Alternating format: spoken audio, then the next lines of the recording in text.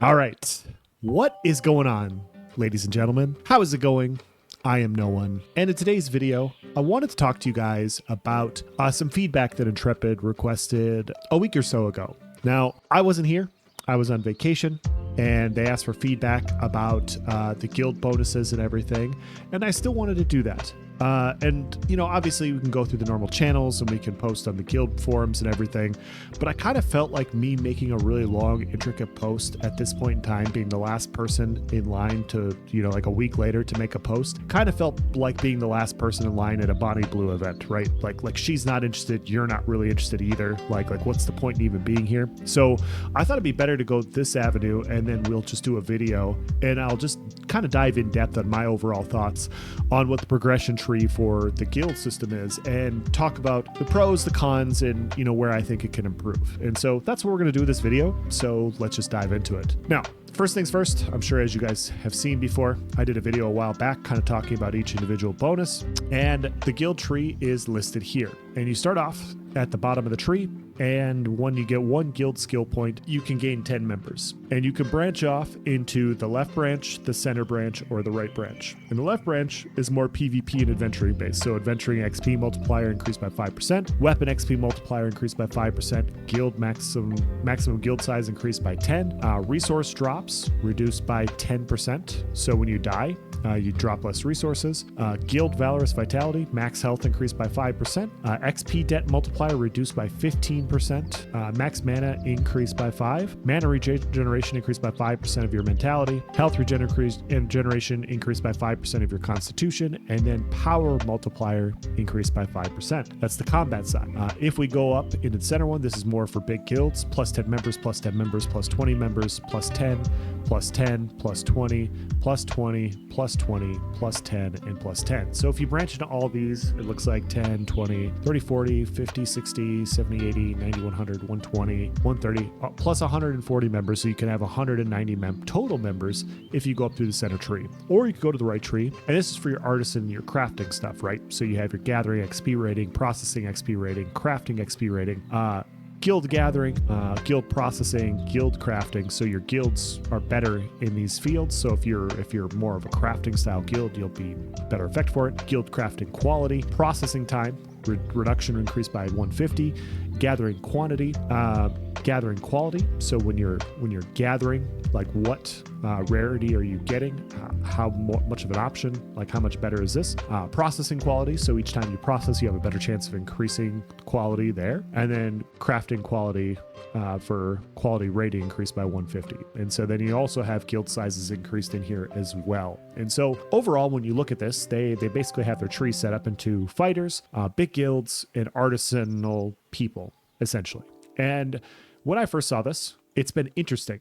And I wanted to share this point of view with you guys because I've heard a lot of people talk about these different trees and about how valuable they are. And I've heard some people say, clear cut, the best choice is the left side tree because it's all the damage. That's where everybody's going to go. Everybody's going to run guilds of 50 and they're going to try and get this 5% more damage because it's better than all the other ones. However, I will say that when we were discussing leveling this up ourselves during phase 2, our guild was discussing this one and the one on the right side because some of the refining and processing was a little bit monotonous and it would actually have been pretty valuable to have the right side. And we were like, 5% more power or better some of these things. And so those were the pros we were like debating. I also know that when I was listening to a Pirate Software interview, they were very much looking forward to having a larger guild. And I've talked to other people in larger guilds, and they were looking forward to the same thing. Because when you think about it, if you are a large guild in this game, what's your main superpower? Like, you have to think about what your superpower is as a large guild. It's having more people. And if all your people are in the same place, then people can ask for help. People can ask for groups. And so oftentimes when people join these big social guilds, it's to be big and social. And so I have heard people advocate for all three branches in this thing. And so I don't think any individual one is extremely powerful or more powerful than one or the other. I think that all really kind of depends on what your guild is. I've heard people excited about all these things. And I remember when I was on a poker forum and people are discussing hands. Like that's what nerdy poker players do. They post their hand history. They talk about what they did on each street. And what one of the best poker players at the time said is he said, hey, if you go through a forum post of people talking about a hand, and the amount of people that say call, raise, and fold. It doesn't matter what else they say. If they're like, hey, it's clearly a call, you're an idiot if you think otherwise. It's clearly a fold, you're an idiot if you think otherwise. It's clearly, he's like, these are some of the best players in the world. If everybody is kind of split equally in the comment section, that means it's a close decision. And so what I would say is, from everything that I've heard, it more or less kind of feels like this really depends on your guild. Like, are you trying to leverage people? Are you trying to leverage power? And so, that's overall like how I view the trees. And in that way, I would say that it's not a bad first start, I guess. With that being said, the left tree is just woefully underperformed in my opinion. Like this health regeneration is a terrible stat. It is not good at all. So increased HP recovery doesn't mean a whole lot. Mana regeneration increased by 5% of your mentality. That's also pretty terrible. And so when we were looking at leveling up this tree ourselves, we're like, okay, yeah, sure, 5% more power, but you got to go through all this stuff to get there. And both of these are not useful. And then you come back down, max mana increased by 5%. It's not bad, but it's not great. On the other side, max health increased by 5%. Okay, that one's not bad. Okay, but like 1 out of these 4 trees is just not very good. And you have to do all this effort, and we'll talk about this effort here in a minute. Whereas like this middle tree, it's like you're just constantly gaining members. Like, yeah, your big guild gets to constantly add new guild members. Whereas like over here, crafting XP, that's great. Like, yeah, you want to level up and you want to get a head start in crafting and making gold. Like, this may be where you want to go initially for your guild. And so overall, that's what the tree is. I kind of feel like they're a little bit lacking overall, or just due to the how some of the things work, like health recovery. Some of the stats are just not very good. Now, with that being said, the biggest issue overall, in my opinion, of the node tree in general is the immense cost it takes to get to level 1. And that's the biggest problem for me. So if we go to the guild commodity vendor, what you have to do, one of the ways you can do this is you can purchase these seals. These seals cost glint. So one of these seals of valor costs glint, and then you could put these seals into a caravan and caravan it across the map and then get a multiplier. And as you get a multiplier, you can slowly gain guild XP. And as you see, to get to level 1, you need 4.5 million experience of this XP in order to get 1 guild point, which means it's a guild-based event. Like, everybody has to run a few caravans to do this. Now, the problem with this isn't the amount of effort that it takes to do it. Like, I'm not trying to say like, hey, like this shouldn't be, like, if you're really trying to get extra damage and extra defense and stuff like this should be something that you actually go out and you try to get. Of course, absolutely. But the problem is there is no scaling initially. The first skill point is almost 5 million experience for this, and you have to buy these things with glint. And so when you're looking at a new character starting out, what's the most important thing for your character? Well, it's to advance your character individually. It's your gear. It's maybe your mount, maybe your working in your trade. So you're not going to go secondarily to work on a guild when you're focused on trying to make sure your character's up and running first. What if your node gets attacked? What if your node could get destroyed? You're going to want to focus on making yourself as strong as possible. So all of the glint that you're going to be getting in the beginning of this goes towards making gold. It doesn't go towards your guild. So this is an end game. This is an end game thing, which you would think is fine, right? Like, okay, fine. Like leveling up your guild is something you do way at the end when there's nothing else to really work on. Sure. But that's part of the issue, right? Because what did I say earlier about this middle tree? If you're a social guild and you're trying to leverage people, you don't get a chance to leverage helping people and being with more people until the end game. And so this entire system is set up with no initial, like think about when you start off leveling your character from 1 to 25, right?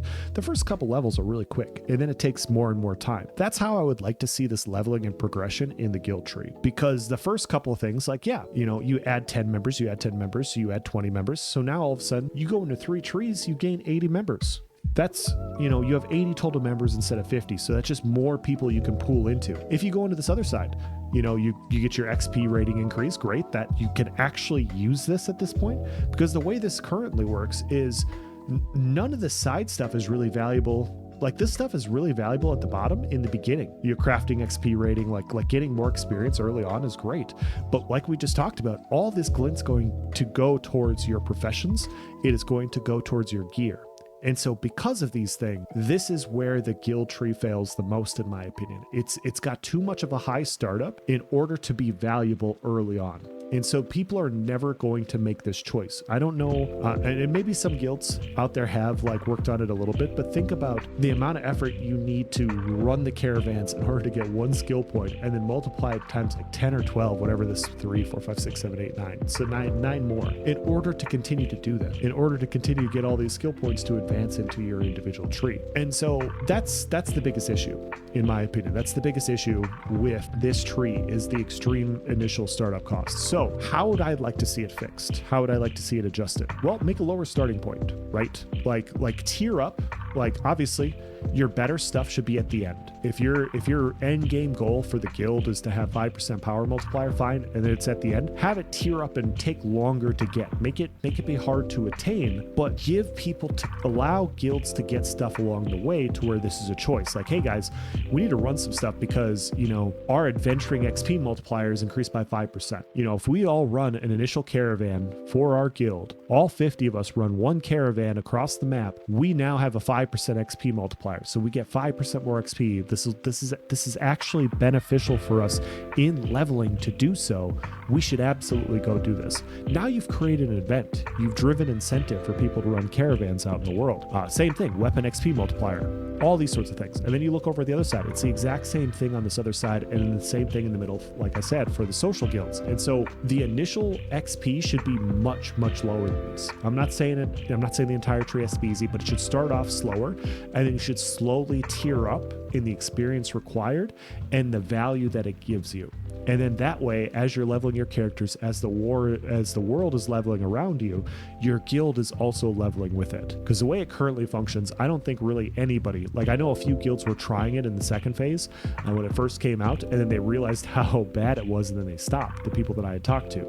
And I don't know if anybody right now, I mean, people are playing a ton right now because there's not a whole lot going on, but no caravans are being ran. So certainly caravans aren't being ran to level up your specific guild. And so that would be my overall feedback on this.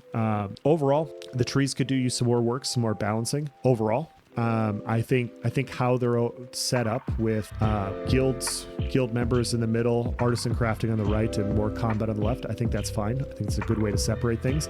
And I think a lot of guilds will make decisions based off of what they're really trying to get out of things. And you know, one of the last things I'll say here is people brought up like, yeah, you know, people are going to run 50-man guilds and they're going to run this 5% more power. Well, yeah, but I mean, think about it. If you're in a group of, let's say hypothetically your guild is 200 people, and one guild ward declares on one of your guilds, so it costs 20 gold, right? So they ward deck your guild. If you want to declare back, you need 3 different guilds to declare with 20 gold apiece. That costs 60 gold in order to war deck back. Whereas if you're all in the same guild together, all 200 of you together, well, you're just war declared. You don't have to spend any gold. You don't have to spend any. You're just all together in order to do so. And you guys get to fight and work together as a team. And so a lot of the benefits, like I said, of a large group comes from the fact of not being that tedious, of having everybody together, being more responsive because you have more people online all of the time. And so all these things have their own individual value, but we need a way to leverage that value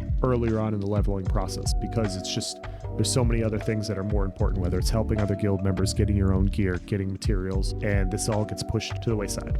And it's not very good for that reason. So I'm gonna end this video here. If you guys have any questions or comments, please provide in the comment section below, and I will do my best to answer it. As always, guys, thank you for watching. Have a nice day.